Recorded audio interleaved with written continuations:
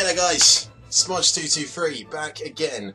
It's been a little while since we've done one of these videos, but I think it's about time, and I made a promise a little while ago. So, this is going to be my review of A Gift from the Gods by Martin Gunn. So a couple of years ago, I reviewed Martin Gunn's first novel, The Fourfold Syndrome, and instantly fell in love with it, and I fell in love with the author as well. It was fantastically well written, very clear, very easy to follow, even though it had one of the most wacky and different stories that I'd ever read up until that point, and I do quite like my science fiction.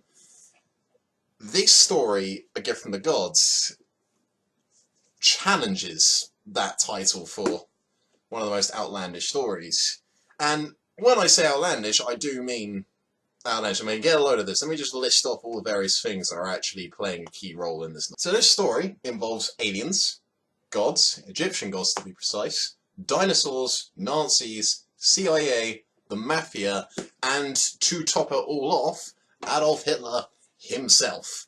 In fact, the very first chapter of this novel involves a couple of teenagers who are out in the woods doing what teenagers do when they go out in the woods. You know, not the get stabbed by killers bit, but the other stuff that comes generally before then.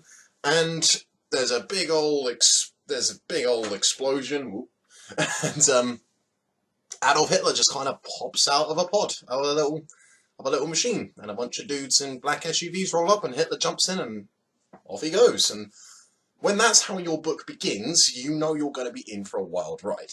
Now, when I first heard the concept from A Gift from the Gods, when I was looking at it online, my biggest instant fear was, oh good god, it's going to be Iron Sky all over again. Now, I'm not trying to say Iron Sky is bad. That's down to opinion. Quite frankly, I despised it, and I thought it was ridiculous. And this story is definitely a bit out there in places, but it just works.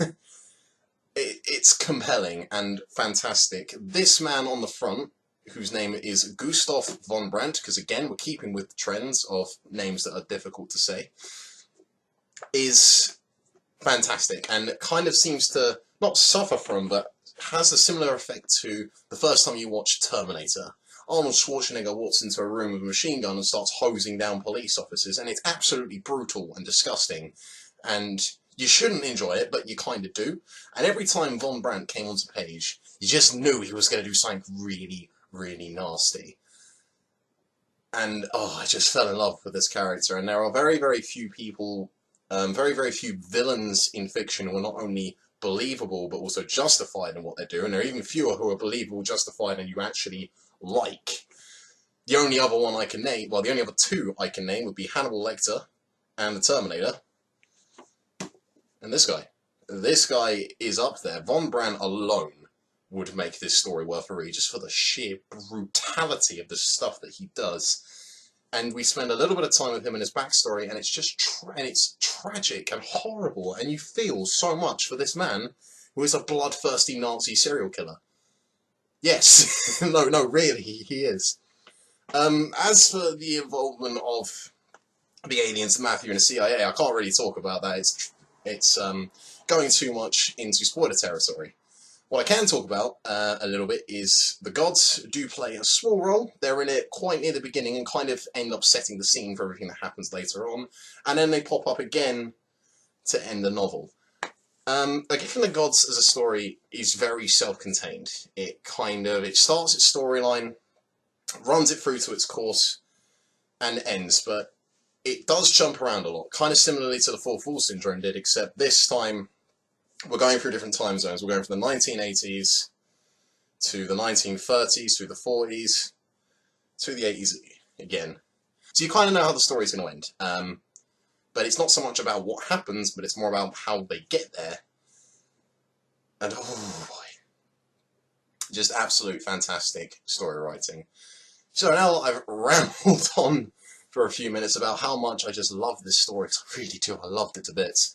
Let's talk about some of the things that, well, I'm not going to say some of the things I didn't like, because there wasn't really a whole lot in this book I didn't like. It's quite hard for me to pick out things I don't like. It's actually, I mean, the immediate thing that I think is going to upset a lot of people about this story is right on the cover. Now, most of these people have probably already stopped watching the video at this point because they saw that image. and decided they didn't want anything to do with it because it has Nazis in it. And to that I say, yes, congratulations, you're a genius. It has Nazis in it. Adolf Hitler's in this book. You know, I'm sorry. And I think the way that Hitler was handled was actually, I can't, without going into so much detail, was actually handled really well. It's a very, very minimal amount of page time, but his name alone kind of brings that presence and brings that kind of aura, this authority, and this man who is just pure evil. I mean, his evil is almost overshadowed by Von Brandt in parts when he's doing various different brutal things to various different people, but it was a very tasteful way to handle a very delicate piece of subject matter, and at no point did I ever feel like a gift from the gods glorified the Nazis. In fact, it actually did the opposite. Kind of demonized them and made them horror, and made them, well, like the Nazi people they were. Like, make no mistake, this is about Nazis. These aren't Wehrmacht soldiers who are just fighting for Germany. No, these are Nazis doing evil Nazi things. And yeah, you know, you kind of know what you're going to get into with it. The one other thing I want to comment on this, though, was the just brilliant attention to detail. Like, Jesus Christ, like, a lot of you guys who've watched my channel will know that I'm very big on my World War II history.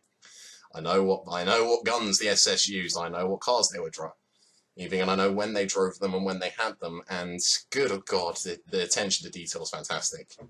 Like, who here has actually heard of an MP35 submachine gun?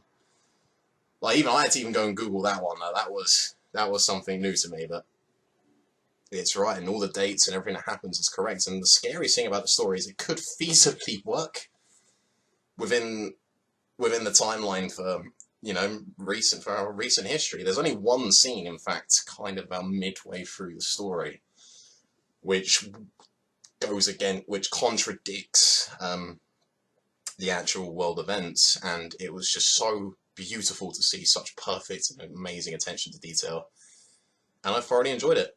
So, yeah, a gift from the gods. If you like your World War II history, if you like science fiction, and you like your time travel stuff, and just kind of want to see a really evil, horrible Nazi bastard go and do some really evil, horrible things, pick this one up. It does sound ridiculous when you read the blurb, but I promise you, this is delicate subject matter, handled so perfectly, and done so well. I do think, though, it's not going to be the cup of tea for as many people as the Fourth Wall Syndrome was, simply because of the subject matter. But I think it was a risk that was worth taking and pays off beautifully well. I thoroughly enjoyed this novel, similarly to the Fourth Wall Syndrome. And yeah, I can't wait to see more. There was, I guess, some kind of room for a sequel to this, actually, and I'd be very, very curious to see if one ever does get made. If it does get made, I will get them another video out, because I will be reading it very quickly. This is very much, I started reading it, and then I just kind of like lost a day of my life. It was just gone. The whole day just disappeared. Guys, you get a chance, read this review, and do me a favour as well, leave a review on Amazon, because for some strange reason, Amazon have decided I'm not allowed to leave reviews on books anymore. It's a whole fiasco, but anyway, I'm going to go sort that out right now. Thank you very much for watching this video if you did. I really hope you enjoyed it, and I'll see you on the next one.